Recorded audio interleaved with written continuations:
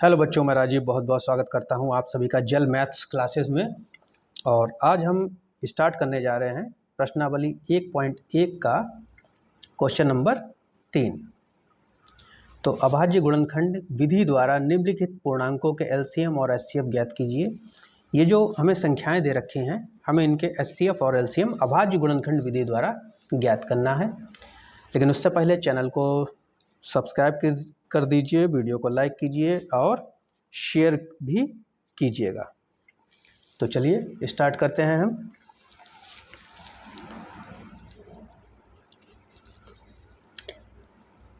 देखिए, हमें 12, 15 और 21 के एलसीएम और एचसीएफ दोनों ही निकालने हैं। तो हम यहाँ लिखते हैं 12, 15 और 21। ऊपर नीचे लिख लीजिएगा क्योंकि हमें इनके अलग अलग गुणनखंड ज्ञात करने हैं। तो पहले हम 12 के गुणनखंड यहाँ ज्ञात कर लेते हैं। देखिए 12, 2 छंग 12, 2 तियाँ 6 और 3 एकम 3। तो इसके गुणनखंड हमारे हुए 2 गुणा 2 गुणा 3। आप इसको 2 कितनी बार आया है? 2 बार आया है। तो हम 2 की घात 2 और 3 सिर्फ एक ही बार है, तो 3 को एक बार लिख देते हैं। उसी तरह से हम 15 के जब टुकड़े करेंगे तो 3 पंजे 15 और 5 एकम 5। तो 3 गुणा 5 आएगा। 3 भी एक ही बार है और 5 भी एक ही बार है, यानी 3 की घात भी एक ही है और 5 की घात भी एक ही है। यहाँ पर भी चलिए घात लगा देते हैं, क्योंकि ये एक बार है तो एक ही लिखेंगे। और 21 के जब हम फैक्टर करेंगे तो 3 सत्ते 21 और 7 एकम 7, यानी कि 3 गुणा 7, मतलब 3 एक ही बार आया है और 7 भी एक ही बार है। तो अब हम इनके निकाल लेते हैं। पहले हम एचसीएफ निकालते हैं। देखिए, जब आप एचसीएफ निकालें तो हमें ऊपर से लेकर नीचे तक जो भी संख्या हमारी कॉमन हो वो लेनी है। तो देखिए यहाँ पर ये इस तरह से मैं समझाने के लिए आपको बता रहा हूँ। तीनों में ही 12, 15 और 21 तीनों में ही 3 संख्या जो है कॉमन है, सब में आ रही है। तो ये जो जोड़ा हमने बनाया है, इसमें से आप एक बार 3 निकालिए, एक 3 निकाल लीजिए। तो ये हमारा आंसर हो गया। ठीक, एचसीएफ हो गया। अब एलसीएम जब हम निकालेंगे, एलसीएम में हमें प्रत्येक संख्या लिखनी पड़ती है, लेकिन जो जिस संख्या की घात बड़ी हो वो संख्या आपको लेनी है। तो ये जो हमने किया है, ये घातें लगाई हैं, ये एलसीएम के लिए लगाई हैं। तो देखिए 2 यहाँ 2 बार है,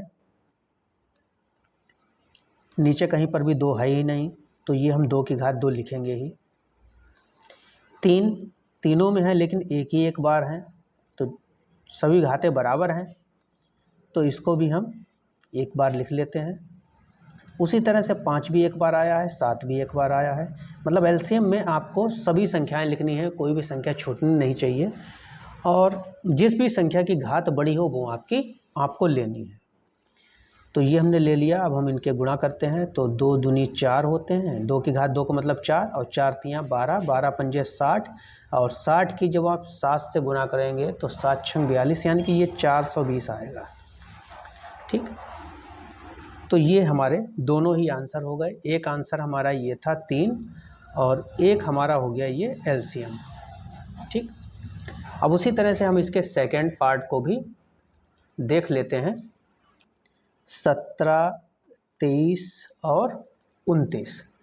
तो 17, 23 और 29 अब हम इनके फैक्टर करते हैं। भाई ये सभी अभाज्य संख्याएं हैं, मतलब 17 17 से ही कटेगा और एक के अलावा किसी से कट नहीं सकता।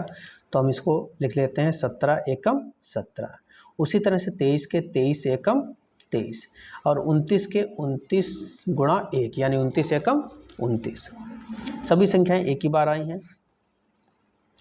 तो यहाँ पहले हम लिख लेते हैं एचसीएफ। देखिए तीनों में ही एक कॉमन है, तो यहाँ एक लिख दीजिए। तो ये हमारा एक तो आंसर यही हो गया, मतलब एचसीएफ हमारा निकल आया। एक आंसर आपका ये हो गया।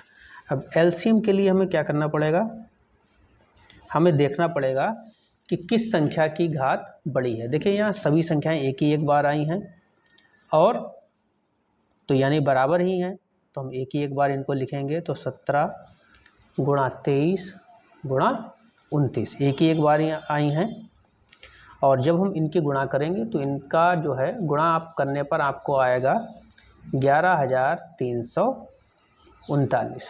ठीक, तो ये हमारा, अब यहाँ पर एक लिखना, यहाँ एक लिखने से कोई फ़ायदा नहीं था तो एक हमने नहीं लिखा यहाँ पर, तो ये हमारा आंसर हो गया। अब चलते हैं इसके तीसरे पार्ट की ओर। ऊपर मैं तीसरा पार्ट लिखना भूल गया, तो इसका जो तीसरा पार्ट है वो है 8, 9 और 25। तो चलिए अब इसको भी हम हल कर लेते हैं। तीसरे भाग को 8, 9 और 25। तो 8 के हम फैक्टर करेंगे, 8 को, तो 2 चौक 8, 2 दूनी 4, 2 एकम 2, तो 2 हमें 3 बार मिलेगा यहाँ पे। उसी तरह से 9 के फैक्टर अगर हम करते हैं तो 3 तिया 9 होते हैं, 3 एकम 3, तो 3 गुणा 3, और 25 के इसी प्रकार हम करेंगे तो 5 पंजे 25, मतलब यहाँ पर 2 हमारा कितनी बार आया है, 3 बार। हम इसको लिख सकते हैं 2 की घात 3, 3 कितनी बार आया है, 2 बार, तो 3 की घात 2। उसी तरह से 5 कितनी बार आया है, 2 बार, तो 5 की घात 2। अब निकालते हैं इनका HCF। देखिए इनमें कोई भी संख्या आपको कॉमन दिख रही है क्या? ऊपर से लेकर नीचे तक किसी का जोड़ा बन रहा है? तो किसी का नहीं बन रहा है, तो इसका मतलब इसका HCF क्या है, 1 है, क्योंकि 1 तो सभी जगह होता है। हम चाहें तो यहाँ पर 1 भी लिख सकते हैं। अब आप देखिए कि ये 1 तीनों में आ रहा है, तो HCF क्या हो गया, 1। अब LCM की बात करते हैं, तो LCM में जिसकी घात, जिस भी संख्या की ज़्यादा वाली घात होती है वो हमें लेनी पड़ती है। 2 यहाँ 3 बार आया है, नीचे कहीं पर भी 2 है ही नहीं, तो ये हम लिखेंगे 2 की घात 3, और उसी तरह से 3 की घात 2, 5 की घात 2।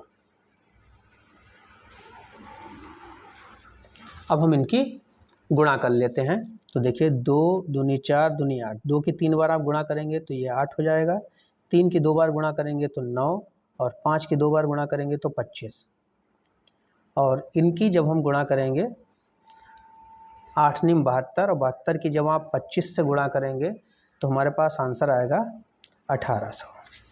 तो एक आंसर ये हो गया और एक आंसर हमारा ये था।